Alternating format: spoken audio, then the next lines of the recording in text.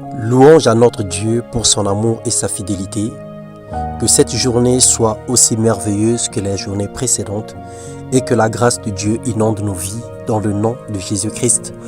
Bonjour bien-aimés frères et sœurs, que le Seigneur nous comble de son amour ce matin. Nous prions que le Seigneur nous ouvre l'intelligence et renouvelle en nous la sagesse. Nous prions que le Seigneur nous accorde sa grâce et la compréhension divine afin que nous puissions aller de l'avant et que nous puissions connaître l'exégèse de sa parole. Bienvenue dans notre partage du jour. Nous allons partager la parole de Dieu ce matin et le thème de notre méditation, c'est passer à l'autre bord. Nous voulons passer à l'autre bord. Dans Marc, le chapitre 4, le verset 35 au verset 41, il est écrit: ce même jour, sur le soir, Jésus leur dit: passons à l'autre bord. Après avoir renvoyé la foule, ils l'emmenèrent dans la barque où il se trouvait. Il y avait aussi d'autres barques avec lui. Il s'éleva un grand tourbillon et les flots se jetaient dans la barque, au point qu'elle se remplissait déjà, et lui, il dormait à la poupe sur le coussin. Ils le réveillèrent et lui dirent: Maître, ne t'inquiètes-tu pas de ce que nous périssons? S'étant réveillé, il menaça le vent et dit à la mer: Silence, tais-toi. Et le vent cessa et il y eut un grand calme. Puis il leur dit: Pourquoi avez-vous ainsi peur et comment n'avez-vous pas de foi? Ils furent saisis d'une grande frayeur et ils se dirent les uns aux autres: Quel est donc celui-ci à qui obéissent même le vent et la mer? Mon frère, ma sœur, nous sommes dans les temps où il faut passer à l'autre bord. De l'autre côté de l'histoire, loin des pensées négatives, loin des mauvaises expériences, loin des souvenirs douloureux, loin des réflexions personnelles, loin du recul ou loin des choses que nous avons enterrées hier et avant-hier. À l'autre bord, c'est là que Jésus nous conduit, c'est là qu'il nous appelle, hors de la foule, hors de notre savoir ou de notre connaissance habituelle, plutôt dans sa grâce, dans les vagues du Saint-Esprit. Il nous transporte dans les lieux élevés pour nous enseigner la foi, la maîtrise de la situation, la maturité spirituelle, le fruit de l'esprit et tout ce qui contribue à notre expansion. Avant d'arriver à l'autre bord, nous rencontrerons des tourbillons spirituels, des ouragans, des eaux troubles, tout type d'épreuves, des oppressions et attaques. À tort ou à raison, sachez bien aimés que l'ennemi nous en voudra toujours.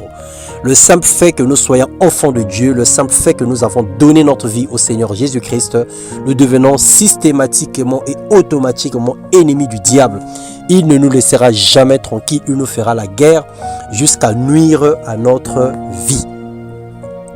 Peu importe la définition de ce que tu vis, le Seigneur nous dit que c'est dans la tranquillité et le repos que sera notre salut.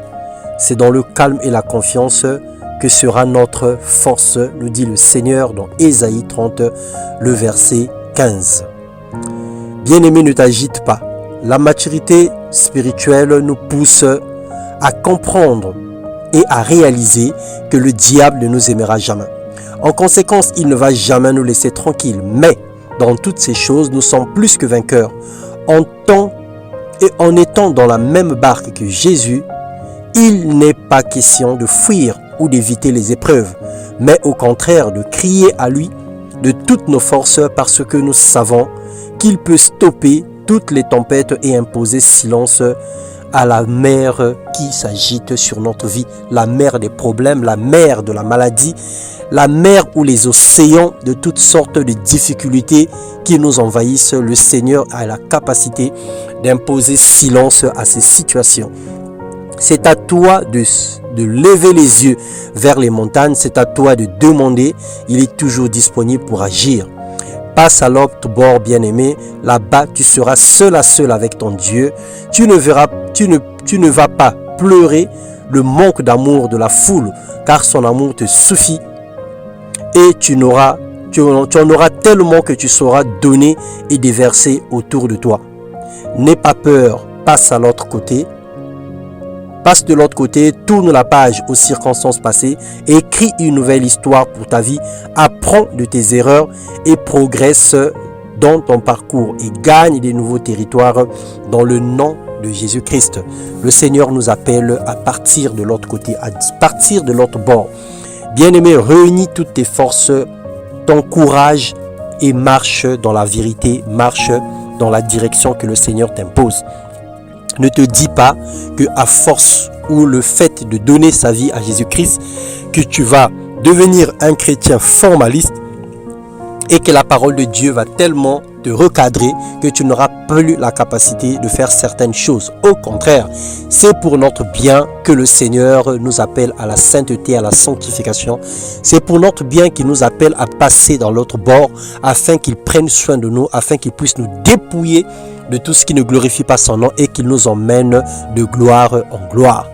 Que le Seigneur nous bénisse et qu'il nous comble davantage de son amour et de sa grâce, qu'il nous guérit de toutes nos blessures du passé et qu'il nous donne une fois de plus encore les clés afin que nous puissions ouvrir les portes de notre destinée dans le nom puissant de Jésus-Christ. Amen.